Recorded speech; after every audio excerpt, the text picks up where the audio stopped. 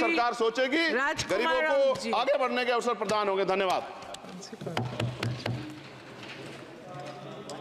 धन्यवाद सभापति महोदय, आज आपने बजट पे बोलने का अवसर प्रदान किया। पक्ष और विपक्ष दोनों ने बजट को लेके काफ़ी चर्चा हुई। देश का जब बजट आता है तो देश का युवा एक आस लगा के बैठता है कि इस बार कुछ अच्छा होगा। देश का गरीब, देश का आदिवासी, देश का एससी ये आस लगा के बैठता है कि कुछ अच्छा होगा। हमारे राजस्थान की बात करें, राजस्थान में डंका बजा रहे थे कि डबल इंजन की सरकार है, सब कुछ हो जाएगा। लेकिन केंद्र का बजट देखा, राज्य का बजट देखा, कुछ नहीं हुआ। और पूरा देश का एसटी, एससी, आदिवासी समुदाय हो, युवा हो, सब ये लग रहा है कि डबल इंजन की सरकार की दावा करने वाली इस बार का जो बजट है वो कहीं न कहीं सिर्फ बिहार का, कहीं न कहीं आंध्र प्रदेश का और सरकार बचाने का बजट साबित हुआ है। और कहीं न कहीं ये जुमलेबाज का जो बजट आया है इस बार, देश की जनता देख रही है। मैं उस लोकसभा क्षेत्र से आता हूं, बांसवाड़ा। मैं बांसवाड़ा डूंगरपुर की जनता को धन्यवाद देना चाहता हूं जिन्होंने मुझे चुन के भेजा। वहां पर हमारे प्रधानमंत्री जी ने कहा था कि जिसकी कोई पहचान नहीं है, जिसका कोई नाम नहीं है, जिसका कोई रिकॉर्ड नहीं है, ऐसे व्यक्ति को जिता के क्या करोगे। लेकिन बांसवाड़ा डूंगरपुर की जनता ने ठान लिया था कि लोकतंत्र है, राजतंत्र नहीं। और ये राजतंत्र तय करने का किसी को ठेका नहीं है, लोकतंत्र है। जनता ने ठान लिया था कि इस बार राजकुमार रोज जाएगा। मैं आपके माध्यम से, पूरे सदन के माध्यम से मेरी जनता को धन्यवाद देना चाहूंगा। मोदी जी ने कहा था वहां के बड़े बुजुर्गों को कि घर घर जाके राम राम बोल देना और चुनाव जिताना। वहां के बड़े बुजुर्गों ने ठान लिया और कह दिया था, और मेरे माध्यम से और आपके माध्यम से संदेश पहुंचाया है उन तक। मुझे कहा था मोदी जी को कह देना कि देश के आदिवासियों को उजाड़ने का काम पिछले 10 सालों में हुआ है। देश के अंदर धर्म की राजनीति हुई है। देश में 15 लाख रुपए बेरोजगारों को नौकरी देंगे यूं करके 10 साल राज किया है। इस बार हम सबक सिखाएंगे। और उन्होंने मेरे माध्यम से मैसेज पहुंचाया है कि गुरु गोविंद की धरती है, मावजी महाराज की धरती है, संत सुरमाल महाराज की धरती है। मानगढ़ दाप में 1500 आदिवासी शहीद हुए थे। मोदी जी 2 बार आए, लेकिन मानगढ़ के लिए, आदिवासी समुदाय के लिए एक शब्द नहीं बोल के गए, कुछ नहीं करके गए। तो उन्होंने मैसेज पहुंचाया है कि आदिवासी समुदाय जाग गया है और अब वो आदिवासी समुदाय नहीं रहा जो बहकावे में आ जाएगा और वोट दे देगा। माननीय सभापति महोदय, जो वर्तमान स्थिति बनी है बजट के अंदर, मैंने देखा धातुओं का खनन को लेकर उद्योगपतियों को टैक्स में छूट दी गई। लेकिन ये खनन कहाँ हो रहा है? धरती पे हो रहा है, हमारे देश में हो रहा है, पहाड़ों में हो रहा है, जंगलों में हो रहा है। और वहां पर जीव जंतु रहता है और आदिवासी समुदाय भी रहता है। लेकिन आदिवासी के समय के आदिवासियों के लिए क्या प्रावधान किया गया? आदिवासी इलाके के अंदर देखा जाए, आदिवासी समुदाय बैठा हुआ है, उसको जमीन का पट्टा नहीं मिला हुआ आज तक, आजादी से पहले से बैठा हुआ है, लेकिन वो जमीन की बात करेगा। सभापति महोदय, यहाँ पर सत्ता को लेके होड़ मची रहती है, सत्ता पाने को लेके बोला जाता है। मैं जो कहना चाह रहा हूं, हमें सत्ता नहीं चाहिए, हमें हमारा अस्तित्व बचाना है, हमारा स्वाभिमान बचाना है, हमारा जल जंगल जमीन बचाना है। और देखा गया देश के अंदर आदिवासी समुदाय जल जंगल जमीन की बात करता है तो उसको नक्सलवाद का ठप्पा दे दिया जाता है, उसको नक्सलवाद के नाम से मारा जाता है। छत्तीसगढ़ का बस्तर का इलाका हम देखते हैं, 11 साल की बच्ची को मारा जाता है और कहा जाता है कि नक्सलाइट थी। 3-3, 4-4 साल के बच्चों को मारा जाता है, गर्भवती महिलाओं को मारा जाता है। आदिवासियों की, जब भी आदिवासी समुदाय अपने हक अधिकार की बात करता है तो उसको नक्सलाइट का ठप्पा लगाया जाता है।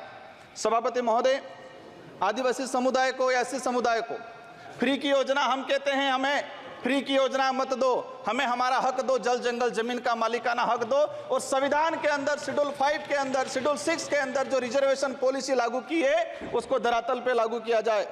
माननीय सभापति महोदय, मैंने देखा है भाजपा अलग अलग राज्यों में अलग अलग चीज कहते हैं, कई जगह कहती है बीफ खाओ, कई जगह मत खाओ। हमारे आदिवासी समुदाय को लेकर एक धर्म कोड की लंबे समय से मांग चल रही है कि आदिवासी समुदाय को अलग से धर्म कोड दिया जाए। आजादी से पहले 1871 से लगा के 1951 तक अलग जनगणना हुई है। आज आदिवासी समुदाय कोई ईसा धर्म अपना रहा है, कोई हिंदू धर्म अपना रहा है, अलग अलग जगह बटा हुआ है। आदिवासियों की आइडेंटिटी, उनकी पहचान खत्म हो रही है। आदिवासी समुदाय अपनी पहचान बचाने को लड़ रहा है और लंबे समय से कह रहा है कि आदिवासियों की अलग से जनगणना कॉलम होना चाहिए, धर्म कोड होना चाहिए। झारखंड के अंदर 11 नवंबर 2020 को झारखंड विधानसभा में प्रस्ताव पास हुआ अलग से आदिवासी धर्म कॉलम को लेके। वहां विपक्ष में भाजपा थी और भाजपा ने समर्थन दिया और कहा कि आदिवासी समुदाय धर्म व्यवस्थाओं में भले हिंदू हो ईसाई उसमें नहीं आता है, आदिवासियों की अलग परंपराएं रीति रिवाज है, उनको धर्म कोड जारी किया जाए। लेकिन राजस्थान में अलग तरीके से माहौल बनाया जाता है। हम कहते हैं हमें किसी धर्म में नहीं रहना है, हमको आदिवासी हैं, आदिवासी रहने दिया जाए। माननीय सभापति महोदय, लंबे समय से देखा गया है, कहते हैं वनवासी, कोई कहता है कुछ और। हम कहते हैं हमारी जो आइडेंटिटी है, हमारा जो देखा गया है कई बार कि जो व्यवस्था बनी है उस व्यवस्था के अंदर हम कई बार कहते हैं हमें कुछ मत दो एजुकेशन को लेकर। नई शिक्षा नीति, मुझे लग रहा है अभी घंटी बजने वाली है, मैं 2 मिनट में मेरा समाप्त करूंगा। नई शिक्षा नीति के तहत यह प्रावधान किया गया है कि 6 साल का बच्चा होगा, इसके बाद उसको पहली क्लास में एडमिशन दिया जाएगा। माननीय सभापति महोदय, मैं कहना चाह रहा हूं निजीकरण को बढ़ावा देने का तरीका है ताकि प्राइवेट संस्थाएं खत्म हो, सरकारी संस्थाएं खत्म हो, प्राइवेटकरण हो, ये कहा गया है। मैं अंत में एक ही चीज कहना चाहूंगा, मेरी लोग माननीय सदस्य प्रधान बरुआ जी, माननीय सदस्य श्री राजकुमार रोध जी। धन्यवाद मैडम, आपने बोलने का अवसर प्रदान किया। आज मेरा जो विषय है, पिछले 5 सालों के अंदर वन विभाग की जो भूमि है, जो केंद्र सरकार ने प्राइवेट कंपनियों को जो अनुमति दी है उनके खनन के लिए, तो लगभग बड़े दुख की बात है कि पिछले 5 वर्ष के अंदर 18,922 हेक्टेयर वन भूमि 179 कंपनियों को दी गई है। आज देश पर्यावरण से जूझ रहा है। आज देश में प्रदूषण काफ़ी हद तक पहुंच रहा है। हम पेड़ पौधे लगाने की बात कर रहे हैं, लेकिन वन विभाग की भूमि प्राइवेट कंपनियों को खनन के लिए दिया गया है। ये बड़े दुख की बात है और इससे सबसे ज़्यादा अगर प्रभावित हुआ है तो आदिवासी समुदाय प्रभावित हुआ है।